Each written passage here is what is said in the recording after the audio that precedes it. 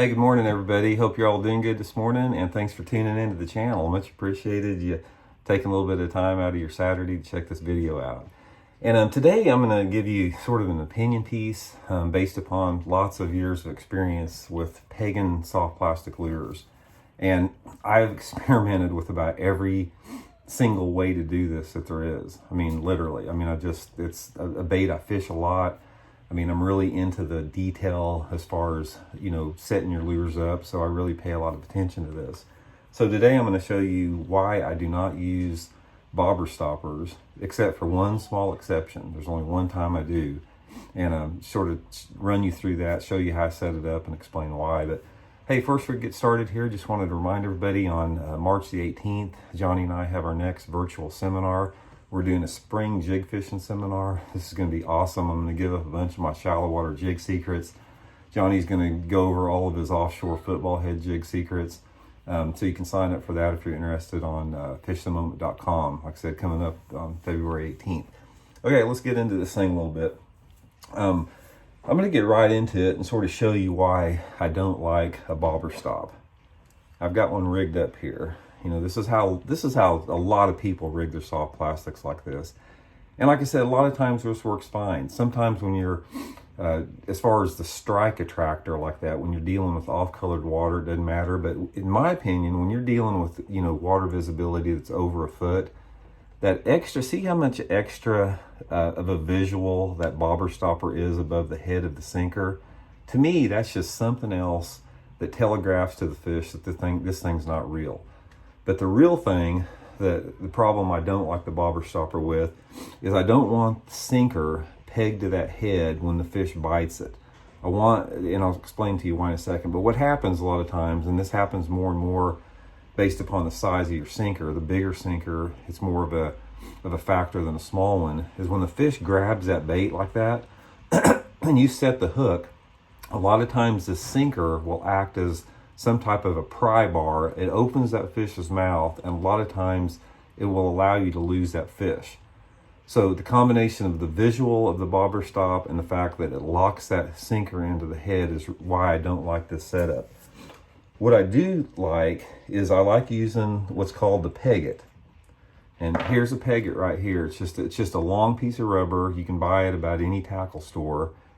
And the reason I like this Peg-It is it allows me to control the tension of my sinker against my soft plastic. So I've got one rigged up here. This is just free sliding right here. Show you guys how to set this up. Just take the Peg-It, put it in through the bottom of the worm, or the bottom of the sinker, and it comes through just like that. You can see, like that.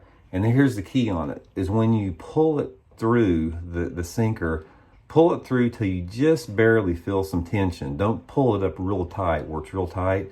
Just barely feels the tension. And then clip it off both ends.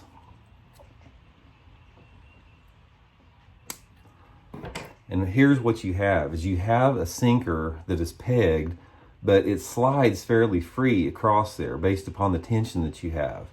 And what this does is that allows that sinker to separate from the worm a little bit when the fish bites it. Say, for example, the fish comes up and bites it. A lot of times it'll get this part of the bait in its mouth. The sinker will separate, and you've got basically just the soft plastic in the fish's mouth.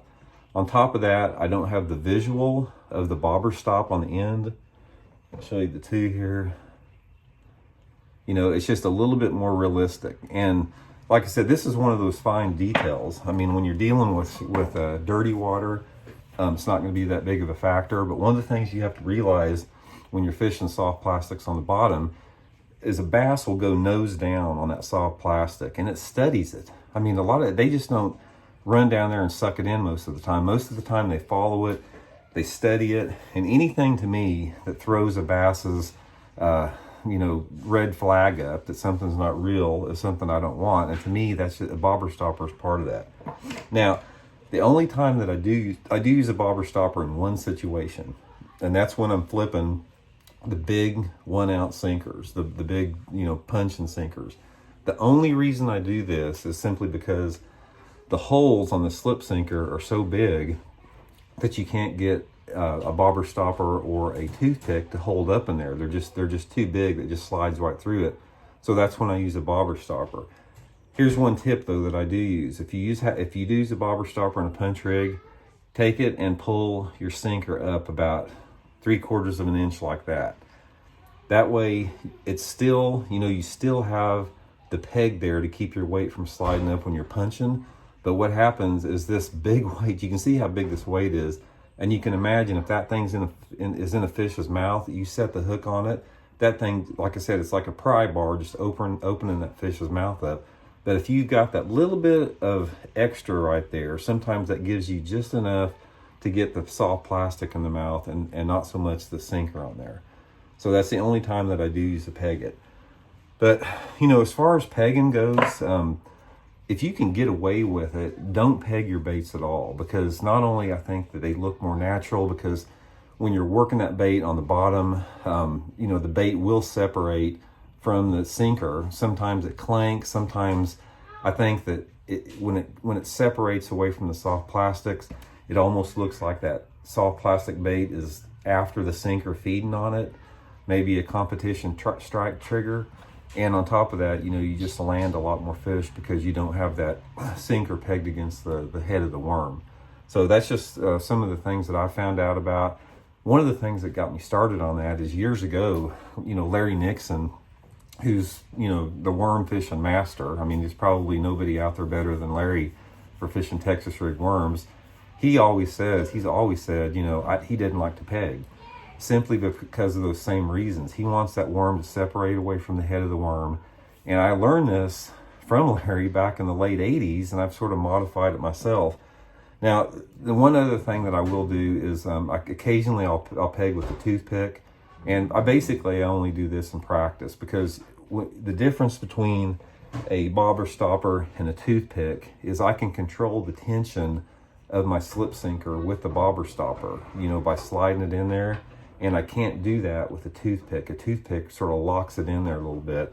But I will use a toothpick, like for example, if I'm fishing practice or something like that where I don't really care because they're a lot cheaper. These bobber stoppers aren't real cheap, and you go through a lot of them. One of the downsides about, not a bobber stopper, the peg it. One of the downsides about the peg it a lot of times is if you don't peg it real tight inside there, the peg part will come out of the slip sinker. So in the course of a day's time, I may have to reinsert 2 or 3 different peggets in there.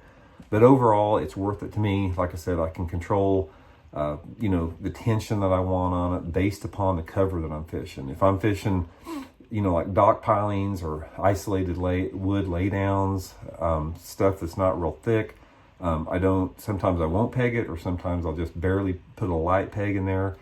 But if I'm fishing like super gnarly, thick, deep bushes, a lot of times you've got to peg it a little bit tight just for the efficiency matter. So it's a combination, guys. It's just a combination of finding that right mix of efficiency and as far as getting that bait in and out of cover and landing that bass when it does strike and getting the strike initially. So anyway, that's today's tip. Like I said, it seems minor, but it adds up to, it's just like anything else. These tips that I give you, they're all designed to add up for just a fish or two here and there. It's not like you're going to go out with any of these tips and just like go from 0 fish to 100 fish in a day. It's all about, maximizing the technique that you're using. And that's what gives you a little bit of an edge over other anglers sometimes. So anyway, thanks for tuning in again, guys. Appreciate it. If you like that video, hit that like button. And please subscribe if you haven't, man. We're almost up to 25,000 subscribers. And when we get to 25,000 subscribers, which should be just in, 2 or 3 days from now, I'm going to give away a brand new pair of Solar Bat Randy Blockett Signature Series glasses. So we'll be talking about that a little bit more. So if you haven't subscribed, subscribe to be eligible to win those glasses. So anyway, thanks for tuning in, guys. We'll be back soon with another one. Bye.